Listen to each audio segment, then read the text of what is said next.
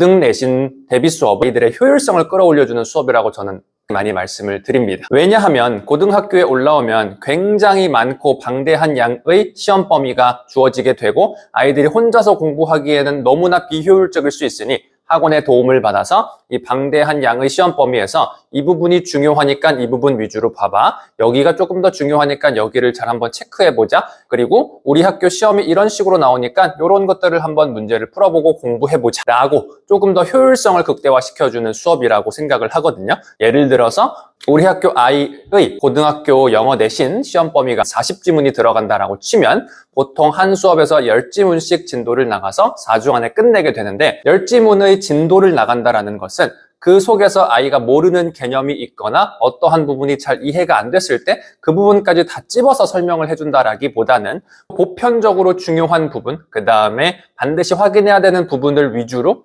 설명을 해주고 넘어갑니다.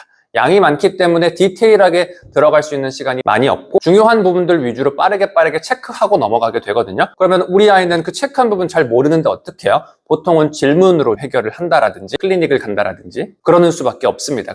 그래서 이러한 고등 내신 대비 수업의 내용을 잘 받아먹을 준비가 되어 있지 않은 학생들은 특히나 만약에 우리 아이가 첫 중간고사를 대비하기 위해서 대형 수업에 보냈다라고 했을 때 아이가 생각보다 수업 내용을 잘 받아들이지 못하고 받아먹지 못하고 왔을 확률도 굉장히 높습니다. 그래서 이번 중간고사를 겪으면서 우리 아이 담당 선생님께서 우리 아이의 약점을 또 파악하셨을 수도 있고 그 다음에 아이도 마찬가지겠지만 선생님도 그간의 기출문제의 기조가 있기는 하지만 올해 시험은 처음 접하게 되시는 거거든요. 그래서 올해 1학기 중간고사의 시험 경향을 바탕으로 앞으로 어떻게 아이들 시험을 대비시킬 것인지에 대한 방향성을 잡는 시험이기도 합니다. 그걸 바탕으로 해서 우리 아이가 이런 게 부족했으니까 앞으로 이 학생을 가르칠 때는 이런 것들을 좀 더 챙겨줘야겠다. 아니면 우리 학교 시험이 올해는 이러한 경향으로 나오니까 그렇기 때문에 이게 부족한 아이에게는 이러한 자료를 조금 더, 이게 부족한 아이한테는 혹은 이게 강점인 아이에게는 이러한 자료를 조금 더 줘야겠다.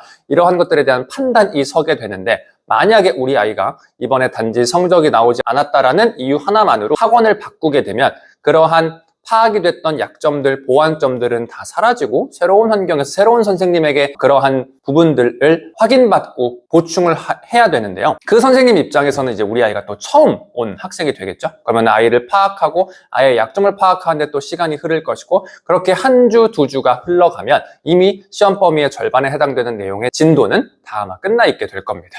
그러면 중간고사 때의 점수와 기말고사 때의 점수가 시험의 난이도가 갑자기 확 쉬워져서 아이의 점수가 오르는 것이 아니라면 굉장히 비슷하게 흘러갈 가능성이 높습니다. 제가 고등 내신만 7, 8년 넘게 담당을 하고 있는데 아이들의 성적의 변화는 빠르면 2학기, 늦으면 2학년 때부터 보여주는 경우가 많습니다. 그것도 전제 조건은 꾸준하게 수업을 계속 들었을 때예요. 소위 말해 학원 쇼핑을 한다라고 하는데 이러한 학원 쇼핑을 하는 친구들의 경우에 성적이 잘 나오는 경우를 저는 그렇게 많이 보지는 못했습니다. 그리고 특히 고등학교에 올라왔을 때에는 아이들의 실력을 끌어올리기 위해서는 내신 대비 수업이 아니라 그 중간 혹은 여름방학 때 아이에게 부족한 부분들을 계속해서 채워줄 수 있는 것들이 굉장히 필요합니다. 연속성과 지속성이 필요합니다. 근데 성적이 잘 안 나왔기 때문에 이번에는 저 학원을 가보자. 이번에는 성적 안 나왔으니까 이번엔 이 학원을 가보자. 라는 어떠한 선택은 아이에게도 조금 좋지 못한 영향을 끼칠 가능성도 있습니다. 물론 아이가 이번에 학원을 좀 바꿔보고 싶어, 이번엔 다른 선생님 수업을 한번 들어보고 싶어 라는 의사를 만약에 피력을 한다면 그때는 다른 학원들을 알아보시고 아이에게 조금 더 맞고 조금 더 괜찮은 학원에 한번 보내주셔도 괜찮습니다. 그런데 그게 아니라면은 아이가 수업에 대해서도 마음에 드는데 이번 첫 시험에 유독 점수가 잘 안 나온 것 같아서 많이 걱정이 드신다면 그렇더라도 한 번 정도는 조금 더 믿고 맡겨보시는 게 저는 개인적으로 아이들의 학습 연속성과 부족한 부분을 보완할 수 있는 그런 시간이 조금 더 마련이 될 수 있다라고 생각이 듭니다. 저도 이번에 첫 중간고사 시험을 보면서 시험을 조금 잘 본 학생들도 있고 조금 잘 보지 못한 학생들도 있습니다. 좀 안타깝게도 시험이 끝나고 난 다음에 연락이 조금 소위 말해 두절이 되는 학부모님들이나 혹은 아이들도 있어요. 어쩔 수 없다라고 생각을 하고 저도 이해를 합니다.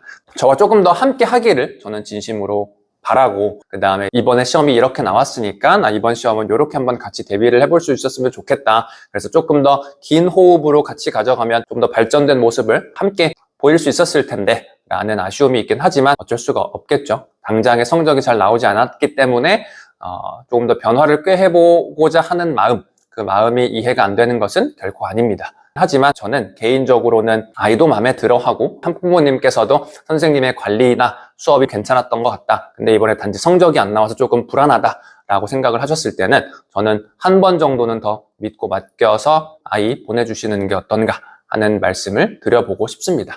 그리고 난 다음에 그래도 1학기 기말고사 때도 별다른 변화가 보이지 않는다 하면은 그때 가서 여름방학 때 조금 더 고민을 해보셔도 되긴 하거든요. 그래서 그런 부분들에 대해서 한번 말씀을 드려보고 싶었고, 이제 곧 기말고사 대비가 시작이 됩니다. 저도 이제 다음 주가 넘어가면은 기말고사 대비가 다시 시작이 되는데, 우리 학생들 중간고사 때 조금 부족했던 부분들을 잘 채울 수 있는 선택과 변화가 있었으면 좋겠고요. 자, 이렇게 해서 중간고사 이후에 우리 아이 영어 학원 바꿔야 되나라는 주제로 제가 말씀을 드려봤는데, 결론적으로 다시 한번 말씀을 드리면 만족을 하셨던 학원이라면 저는 계속해서 보내주시는 게 더 낫지 않을까 하는 개인적인 생각을 가지고 있습니다. 이미 변화를 꽤 하셨다면 그 바뀐 공간과 환경 속에서 아이가 잘 학원 다니고 수업 들으면서 적응하고 기말고사 때는 조금 더 성적을 받을 수 있도록 아이 잘 서포트 해주시면 좋을 것 같고요. 저는 그러면 다음 영상에서 도움이 될 만한 주제로 찾아뵙도록 하겠습니다. 지금까지 영어 내시는 대치동 신동민입니다. 감사합니다.